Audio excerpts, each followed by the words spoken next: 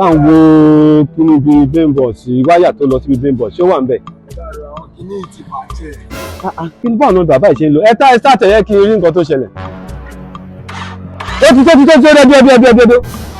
ọ̀nà tẹ̀lé ẹ paná ṣé kí n máa ń bẹ́ẹ̀ ṣe ẹ bá ń bọ́lẹ̀ ẹ wù bẹ́ẹ̀ ṣe mẹ́tẹ̀ mọ́tò ìbò. ẹ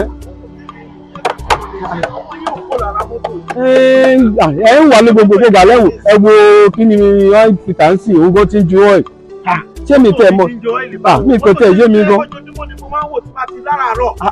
Bàbá mi mọ. Ti ajá ewele ní mọ́tò mi o, kò sí kankan tó ṣe o. Ẹ jẹ́ mọ̀ ẹ̀mí ni, ẹbí mọ́tò bí ẹ̀mí náà ni tó bá máa ní problem kò sẹ́ni tó máa mọ̀ gbà tí yóò máa ń sì. Ẹ̀mí bá wo, ó dàbí máa ṣe jí báyìí. No, máa bá ń ṣe lọ́tẹ̀ máa bá ń ṣe correct sí, ẹ má worry. But ní gbogbo bàbá ẹ̀ máa jẹ́ kó yé mi. Anyway, àmọ́ ló ṣẹlẹ̀ ń sìnkọ́ tèmi ní lórí kíní ìsìn ké, ẹ mú wá kí sáì lọ ra nǹkan ní Ládìpọ̀ wá, kásáré ṣẹ́yìn. A máa ṣe ìdíyọ́ ìfìtà yẹn da carburetor. Bàbá mi ẹ má wọ̀rì mo sọ fún yín pé gbogbo ẹ máa ṣiṣẹ́ gbogbo ẹ̀. Ok ẹ má wọ̀rì kẹ́ ẹ má yẹ kí n lọ dúró pẹ́ o. Má ti pé ibà ẹ̀ sẹ́ǹdì owó yín lómi ìfẹ́ lọ́ máa dúró ní Ládìpọ̀ o. O ní jáde ká ṣe ṣáájú ká lè tètè dé já máa lọ. Àrò. Ìyá mi ẹ kọjọ́ mẹ́ta àlàáfíà o. Ẹ kọjọ́ mẹ́ta long time. Ẹ ṣé gan. Sorry bàbá mi o. Àrò. Sorry sir. Good morning sir. Me Shamsi, I'm an elderly person. I'm a woman of God. The only one crazy lunatic woman in Christ, worldwide, internationally, Africally, abroad. Dá mi mọ̀ mi. Àrò tó kọjá yẹn ló ń ṣe mọ́tò yín. Babala mechanic. I'm sorry to tell you sir, congratulations. Ẹ ṣe bàdàkulẹ̀ pàdé nìyẹn sà.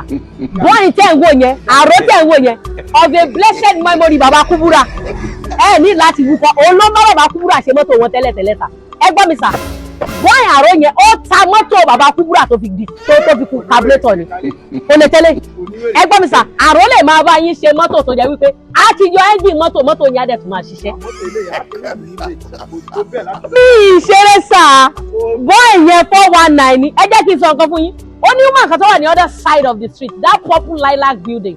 He was the one that is repairing that woman's car.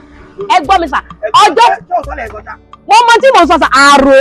Mo ń suspect ẹ̀ náà, kíní yìí mo ṣẹ̀ṣẹ̀ ra ni, ó dẹ̀ tún ti ń condemn ẹ̀. Kíní wo ṣe kíní fáńbẹ̀tì?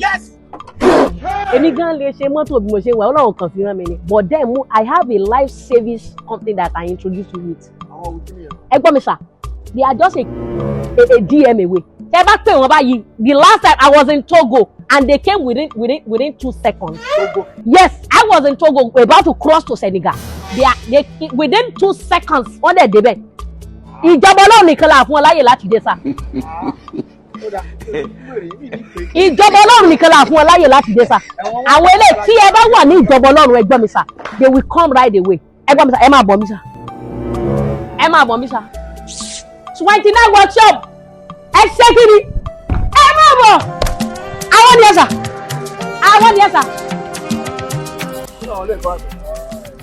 Ṣé rí ẹ jẹ́ kí n sọ kankan fún yín? Bó ṣe wà yẹn, we have different tariffs sir. We have 10,000 tariff, we have 20,000 tariff, we have 30,000 tariff, we even have 50,000 tariff. Just subscribe to any of our tariff and they will do what? They will deliver. Ẹ máa bọ̀ ẹ bọ́lẹ̀ sà.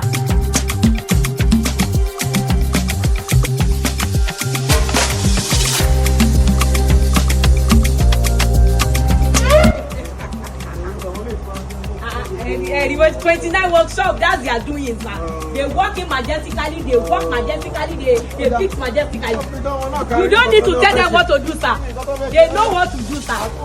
Everybody, sir, they are the number one super duper, the hottest mobile mechanic in the whole of Nigeria, whole of Africa, worldwide, global. They will fix it.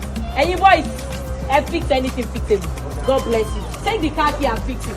Everybody, sir. Shalom, sir. God bless you. 29 workshop.